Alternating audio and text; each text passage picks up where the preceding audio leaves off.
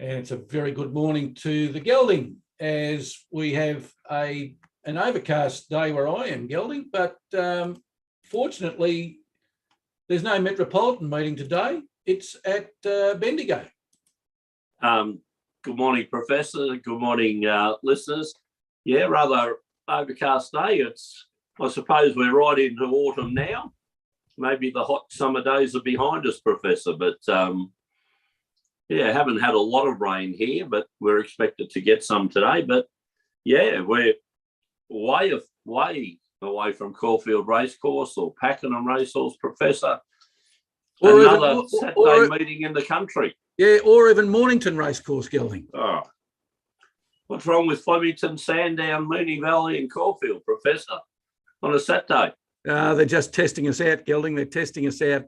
So there's 9 races on the card. The feature race, well, take your pick. There's 2 listed races. Race 7, the Bendigo Guineas, and race 8, the Golden Mile. Both have $200,000 purses. The track's rated a good 4, Gelding. The rail's in the true position for the entire circuit. Now, I did a little bit of homework. The Guineas, a 3-year-old race over 1,400 metres with set weights and penalties. The 2021 winner, Anavisto, not a bad pony. And when we get to my tips later on, there'll be a tie in there. Okay.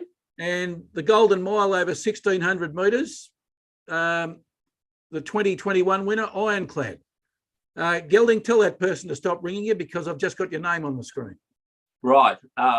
Professor, it was another Melbourne supporter.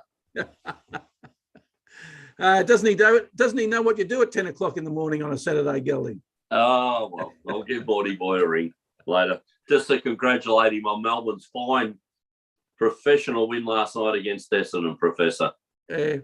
Now, Anavisto won a Group 3 just recently, Gelding, and the winner of the Golden Mile last year, Ironclad, won its first race at Morfettville, a listed race last month. That's its first win since the Golden Mile last year.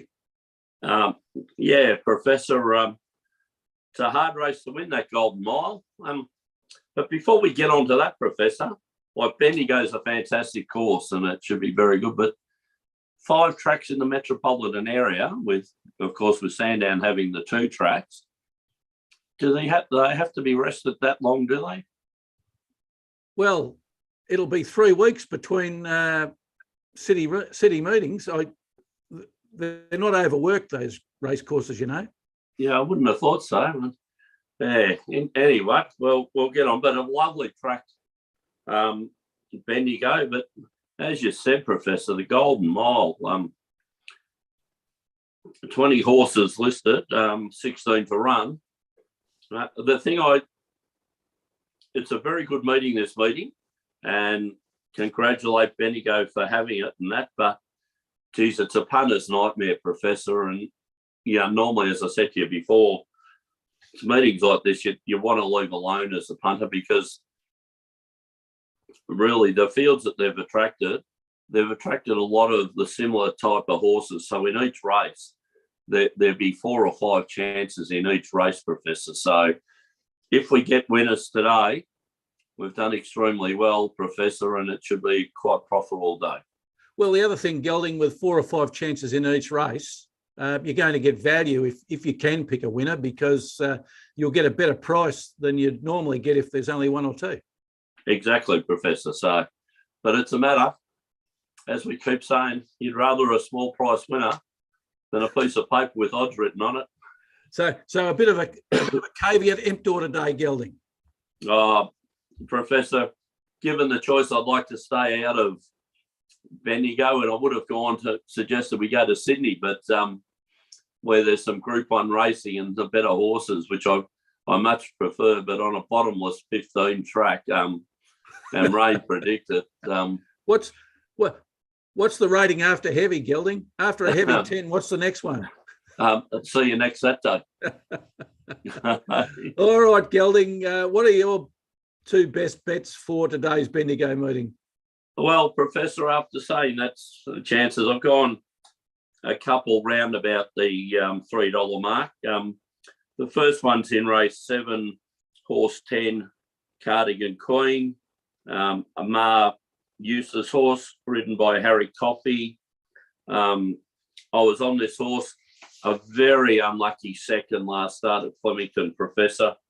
Got out late, flew home, and missed by a nose. In fact, I thought it got up, but it was going that quick. But look, this horse very consistent. Win rate starting to worry me a bit, Professor. We've had 8 starts for 2 wins, 25%, but we've had 5 seconds. So 7 of the 8 starts it's run first, second, which is fantastic if you're doing each way, but just worried about the win percentage at the moment, Professor. But hopefully today this Sebring filly can get up and score its 3rd win at its 12th start. The second pick, Professor, is in the last race, race 9, number 3, Corner Pocket. As I was saying to you off air, this is the type of horse that we would love to own, Professor. Corner Pocket last start finished 3rd to 2 Group 1 horses. One in particular, as you know, I rate very highly in Zaki, and Inspirational Girl was the other horse, which is in the Group 1 at Sydney today. It finished 3rd, only beaten 1.8 lengths from them, Professor. It's had 11 starts for 8 wins, a second and a third. So out of its 11 starts, it's been placed every time, Professor. Won almost 400,000 in this benchmark 100, coming off a 3rd to Group 1 performers and group races. Corner Pocket, I think, will be the bet of the day, Professor. What do you like? All right, Gelding, I'm going a little bit earlier than you. Race 4, I like benchmark 84 over 1,100 metres. And in that race, I like horse 14, Duchess of Dorset. As you said, one of a number of horses in that field that can win, but I think that Duchess of Dorset will prevail. Coming out of barrier 14, it's had 6 starts for 4 wins and a placing, so a very handy win rate of 67%, Gelding, and a handy placing rate of 83%. It ticks a lot of the boxes of the filters that we like, Gelding. It's won over the distance, it's won at Bendigo, and it's won at benchmark 84. And in fact, it's done all 3 at Bendigo. So it's a horse that likes the track. It ran 3rd to It's Our Time at Flemington in November. Now, It's Our Time's gone on to run 2nd in a Group 2 and ran 3rd in 2 Group 3s since running 3rd to It's Our Time. So the form's there. What I also like, Gelding, it's first up, and it's first up 2 from 2. 2 from 2. I saw that, Professor. Pretty smart. So, and you're getting the nice juicy odds of around about $5. Yes, Gelding. So good for each way betters. Joe Bowditch in the saddle. His career win rate 10%, but over the last 50 is 18%. And Simon Wild having a very purple patch at the moment. His normal win rate's 14%, but over the last 50, 24%. So almost a quarter of the races he's saddling up, he's winning, Gelding. Yeah, doing very, very well, Professor.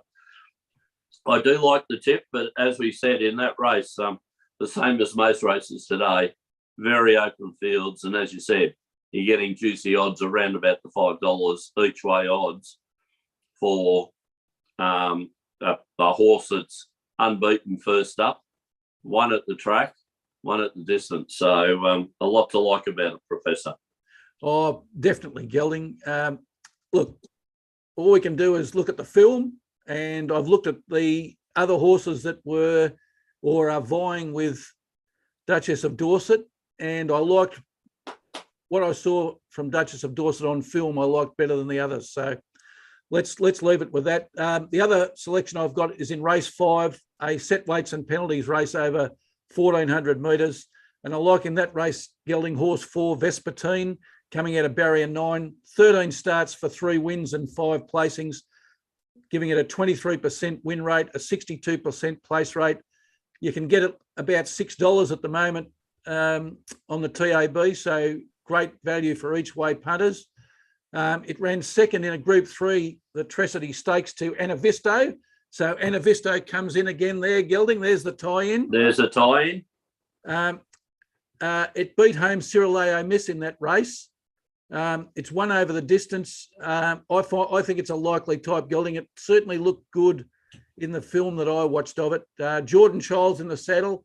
Talking about purple patches, Gelding, 11% career win rate, 24% at the moment. Not bad for a jockey, 24%. Riding very, very well, Gordy Charles. And Graham Begg, a horse trainer we don't speak much of, but he's also in good form, 12% career win rate, 16% over the last 50. So I always say, Gelding, winning form's good form, and I've got plenty of confidence in those horses. So my two horses for today's Bendigo races, race 4, horse 14, Duchess of Dorset, and race 5, horse 4, Vespertine. And now we turn to the unlucky Professor's Parlay. 2 out of 3 legs up again, Gelding. Professor. Only last week thwarted by the most difficult of the legs. So I don't feel so bad about that. It's when we get the horse leg and we fall over with one of the others, I get a bit upset. A bit upset. A bit upset. Yeah. All right, Gelding. The agreed bet of the day, race 9, horse 3, Corner Pocket. We can't go past that. Excellent choice by you. And Gelding, yes, I think that's the most likely of the 4 that will salute today. And let's parlay that into, and unfortunately picking against my Canterbury Bulldogs, Gelding, Melbourne Storm at home tomorrow to beat the Canterbury Bulldogs. Storm 1-2, lost 1. Canterbury Bulldogs 1-1, lost 2, but they beat the team that Delegan predicted would finish on the bottom. So I don't know we can take much from their only win. And might be a long season for you, Professor. And well, Gelding, another long season. Yes. Lucky you got Melbourne. Yeah, lucky I've got Melbourne. That's exactly right, Gelding. And let's parlay that into today's AFLW preliminary final. Adelaide to beat the Fremantle Dockers. Home ground advantage for Adelaide. They're finished on top of the ladder.